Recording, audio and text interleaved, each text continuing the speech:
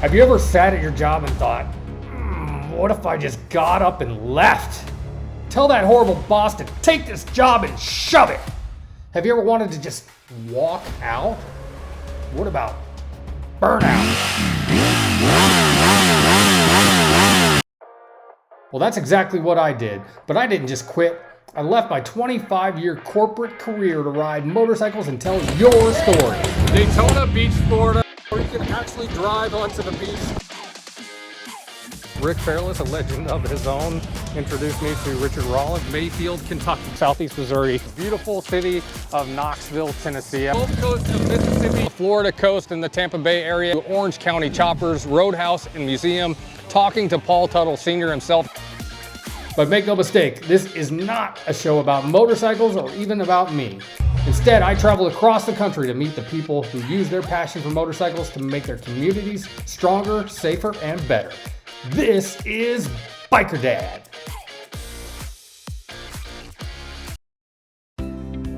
We'd like to start this episode by welcoming our new viewers in Wisconsin. We are now on WKBT and WQBT every week in southern Wisconsin in Eau Claire, thanks to Motorcycle Safety Lawyers and Schumann Legal and the National Academy of Motorcycle Injury Lawyers.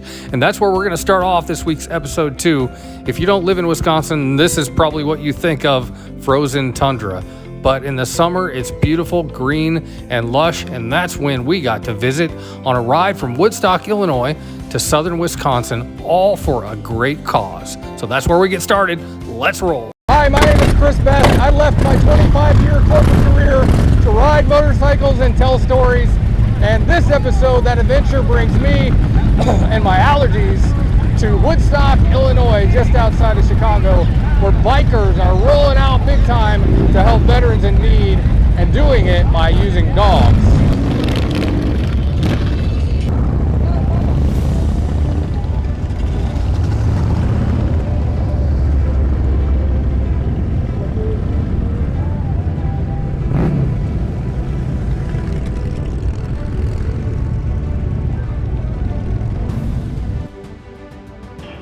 David Vegas Schumann, Motorcycle Safety Lawyers. We're out here at Woodstock Harley-Davidson in Woodstock, Illinois for the War Dogs Charity Rider Ride to raise funds to buy rescue dogs from kill shelters and then train them to work with our heroes, our first responders, our veterans, and these dogs are provided food and medical care for the life of the dog. This year we're probably going to do 3 rides. It's a beautiful day here in Illinois, and I got a brand new bike to ride, Harley Tri-Glide 110th edition, anniversary edition, and I can't wait to get on it and get some more wind therapy. We're all about supporting our veterans and first responders, so any cause that actually will help them to deal with PTSD and TBI is a worthy cause in our view. War Dogs Charity Riders, it's really the main focus is our veterans and first responders. The founder of War Dogs Charity Riders is Stephen Pinsler, and he's got a big heart, and he met someone who was training these dogs, and he has 2 big dogs himself. He loves dogs, he loves veterans, and he goes, what a great cause. And so he got motivated and started, he created the club. Steve Pinsler, I'm the founder and CEO of War Dogs. I'm an American patriot. Us as humans, we have character defects. We're takers. There comes a time in life when you have to give back, and that's what we're doing here. Who better to give back to than our national heroes, rescuing dogs and training them to be service dogs for the guys. It's a win-win situation for all of us. There are 3 so far that I know of that are attributed directly to the club. See, it costs about $15,000 for the whole program. Oh, wow. Because the vets or first responders get unlimited training with the dog. So the dog's not trained first. The dog's trained with the specific vet because everyone's issues are different and how much time they need to actually get that relationship where it actually provides that benefit to that first responder or veteran is unknown. So they get as much as they need. And then of course the vet care and the food, clearly costs money, but that really helps these guys out. love it. The more the merrier. We greatly appreciate everybody who's donated, who's bought raffle tickets for the quilt that my co-worker Larry put together and his wife Jean, and we've raised a lot of money because of that, and it's fantastic to see people care. Larry Stotts. Oh, it went fantastic. Huge shout out to all the police and the municipalities that came out and supported us today.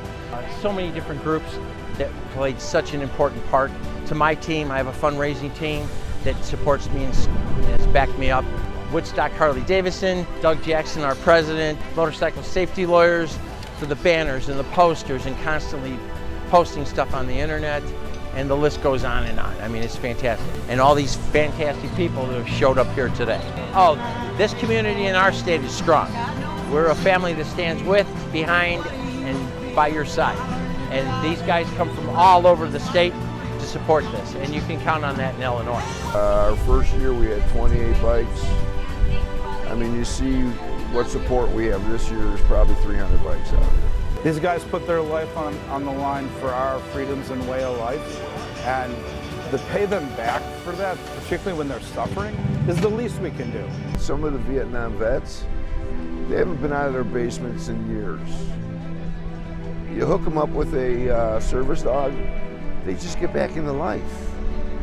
You know, and isn't that what it's all about? I mean, we got so many veterans killing themselves from PTSD. The last count was 22 a day.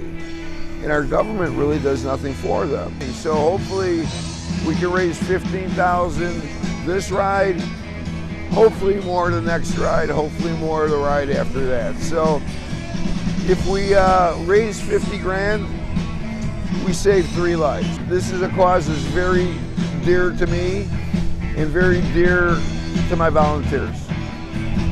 Thank you for coming from Alabama. We appreciate it. Land of the free and the home of the brave.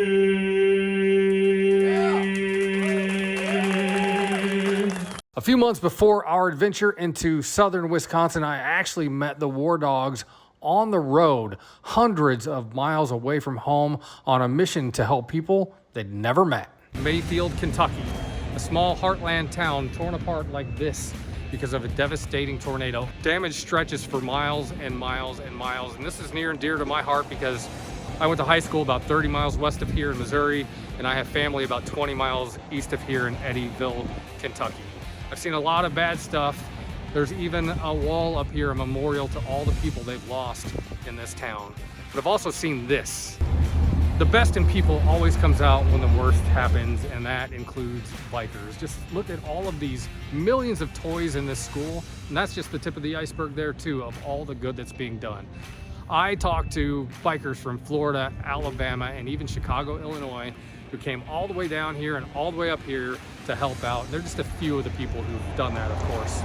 One of the groups I met up with is called the War Dogs Charity Riders out of Chicago, Illinois. They're sponsored by one of my sponsors, Motorcycle Safety Lawyers. And they came all the way down here in the middle of the night to deliver truckload after truckload after truckload of supplies, goods, and toys for Christmas. Let's talk to them. My name is Jessica Sheehan, and I am a member of the War Dogs Charity Riders out of Illinois. We have put together in the last 7 days, we threw together as many people as we could get, and we went to work and we managed to get 5 trucks and trailers loaded with supplies, toys, water bottles, blankets, cleaning products to bring here to Kentucky during the tornado relief. We took off from Chicago at 1 o'clock this morning. And probably a caravan of about 10 vehicles. We brought down a number of different supplies from Mayfield that was ravaged by a tornado. And we just got done unloading toys. You should see the gymnasium in there with all the toys from all the people around the country. It's quite a blessing to be part of. We're teamed up with Motorcycle Safety Lawyers and David Schumann, Mark Schumann, and they have provided the gas for all of our caravan drivers and provided all of our needs for the t-shirts, so we look like a group, and our banners that you see on our trucks as we caravan down, which is awesome because it's kept our group together and kept people from going into our group.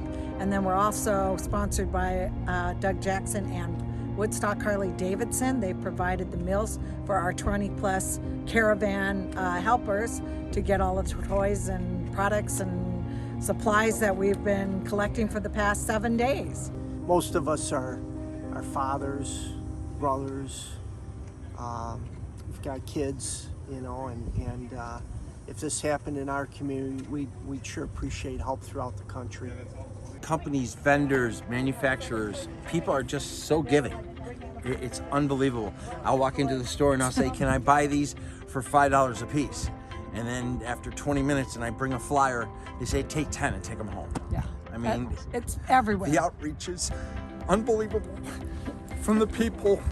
It has gone across the United States.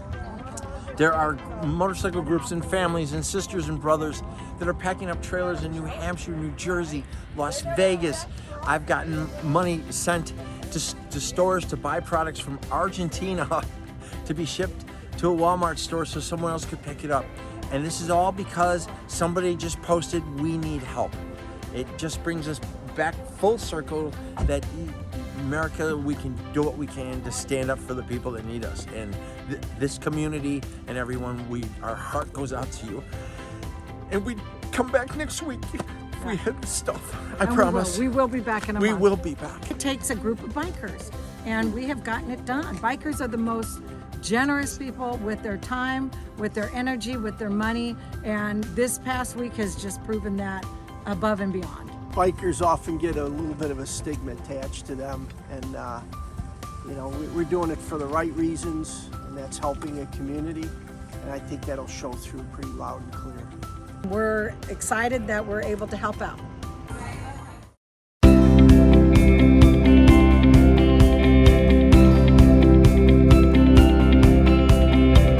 Hi there, this is Chris Best, the Biker Dad. I'm just here to let you know that myself and the hundreds of thousands of people who follow us on social media and watch the TV show are here to help. Do you need help with something? Give me a call. That's my number right there, 251-402-6392. Especially if you need legal help, I have an army of lawyers across the country who can help you with injuries after motorcycle crashes especially, but other stuff like crime and everything else too. So give me a call, 251-402-6392.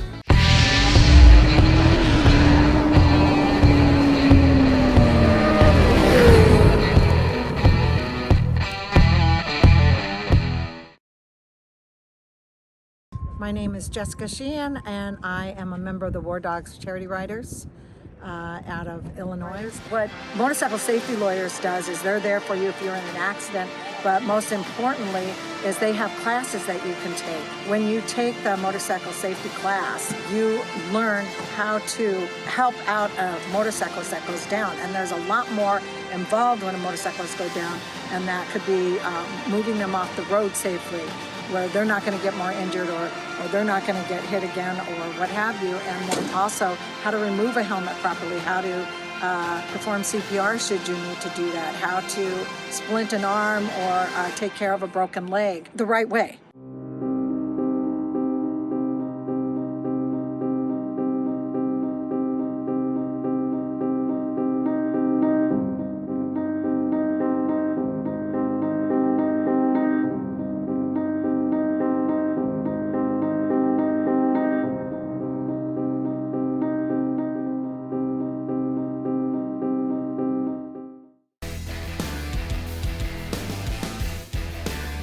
Now here's the Biker Dad Bike of the Week.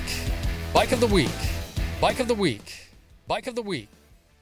What's going on, guys? It's Brandon out here at Mobile Bay Harley Davidson, and we're going over this 2021 Sport Glide. So this bike comes with a lot of features. It has the custom paint job, custom front wrap fender, wedge fairing, has the highway bars.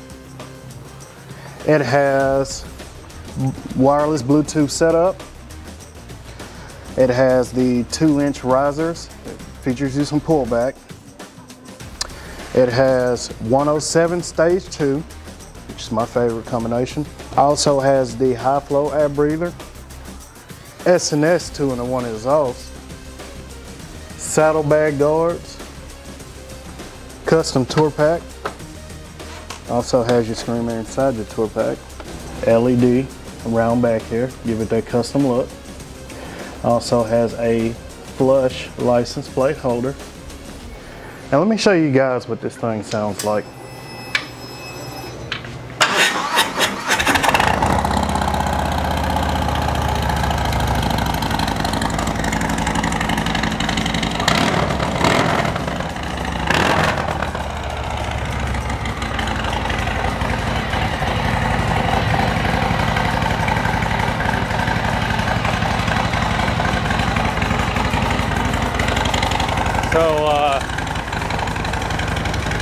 So this bike's coming ready to roll. There's nothing really you need to do to it, right? Nope, that's it.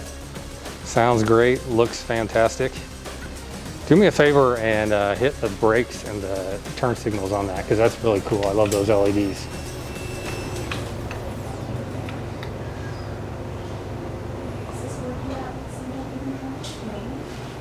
Those are some really intricate LEDs that are flush to everything. That's pretty cool. All right, come down and see the Biker Dad Bike of the Week, and you can come down here and pretty much ride any bike you want for free. Come in and be a looky-loo, they don't mind. Come and test ride it. Ask for it by name and you'll get a free Biker Dad sticker. Our Back on 2 segments are brought to you by the Motorcycle Safety Lawyers and the National Academy of Motorcycle Injury Lawyers. Hi, I'm Josh McCain. This happened on June 12th, 2019 at 6 o'clock in the morning. And I remember it because it's such an odd situation. When you get hit on a basically empty road, it kind of sticks with you. About 6 o'clock in the morning, I was going from my home in Pace, Florida, out to East Eglin for work. About mile marker 37, I had just passed underneath a bridge when all of a sudden I feel my motorcycle shudder. And next thing I know is I'm airborne and rolling through the median. At that point, you actually had time, or I had time to think, am I going to stop? I had rolled so much. Eventually I stopped. I went to get back up when some guy tackled me. I asked him what happened, and he told me I got hit. Up to that point, I had no clue. Paramedics arrived on scene. They life-flighted me from that spot to Pensacola, where I got higher echelon treatment. Surprisingly, the only things that were broken was a shoulder blade, 5 ribs, a fibula, and a couple bones in the foot. You're always recovering from an injury like that. You always have arthritis. It feels like someone's stabbing me in the shoulder blade every time the weather changes. But I was out of work for about 4 months. The good side of that was it gave me 4 months to focus on getting back into college and getting my degree. Without it, I don't know if I'd made it through college. It's hard to think that the next time you get on your bike, it could be your last. There's a sense of freedom that comes with being on 2 wheels. I know that's very cliche, but that's the truth. I can hide in fear all my life, or I can get out and enjoy life. And I've chosen, especially after that day, to live to the fullest. Things will go wrong, whether your fault or someone else's. And the only thing you can do is get up, dust yourself off, and press forward. This is Biker Dad. A lot of you might be watching Biker Dad for the This is Biker Dad, brought to you by the National Academy of Motorcycle Injury Lawyers.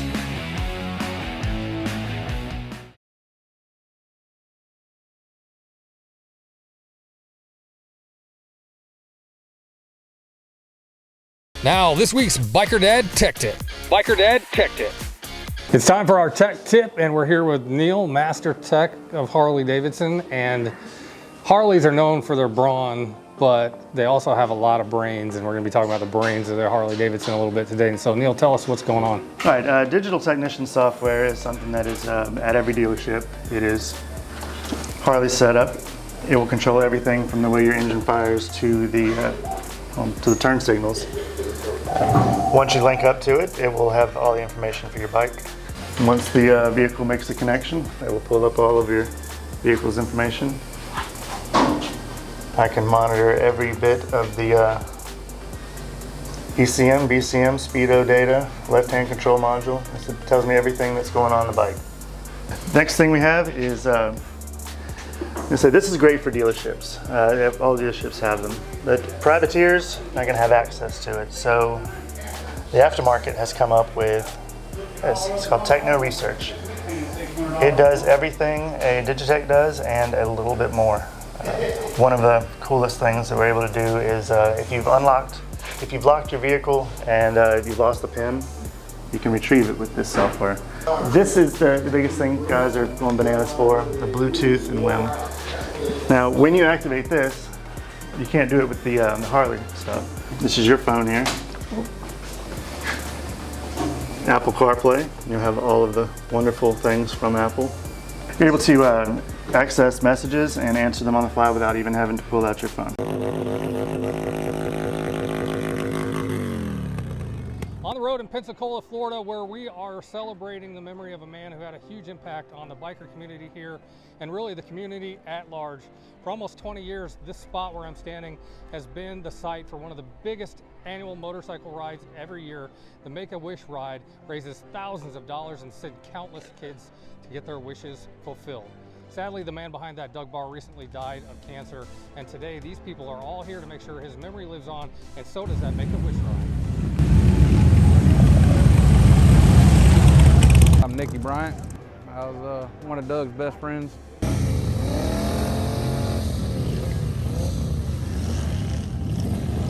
Today we're having just a little benefit ride for Doug Barr. He passed away on us last night, and we're going to ride around just to show support for him and his passing. If you needed help, he would help you out. We started a Make-A-Wish run here. We've been doing it every year, raising money for the Make-A-Wish in Northwest Florida, and he'd get into other benefits. If you needed something, Doug was right there for you. It's one of the biggest in Pensacola here. We normally raise between 18 and 20,000 every year for the kids. I'm Renee Barr. My husband and I own DNR Lounge in Pensacola, and he just recently passed away. And so everybody got together on the bikes and did a drive-by at our house.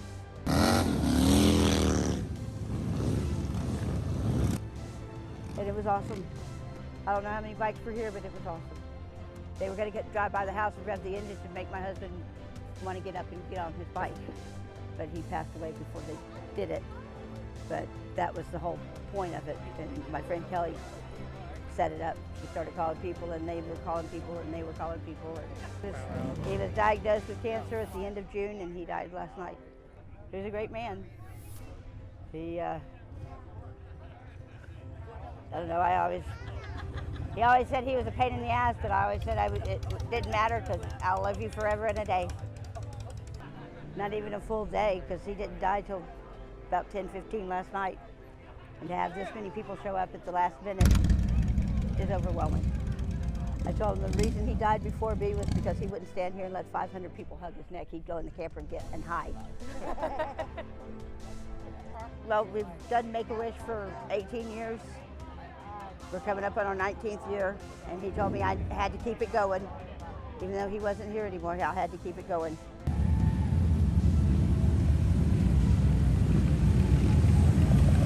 But he impacted a lot of people. They came out and waved at us and gave us thumbs up. Only my neighbor on each side of my house knew what was going on, but the rest of the neighborhood was standing out there waving and thumbs up. That's what he would have wanted, go out with a party. Yep. As always.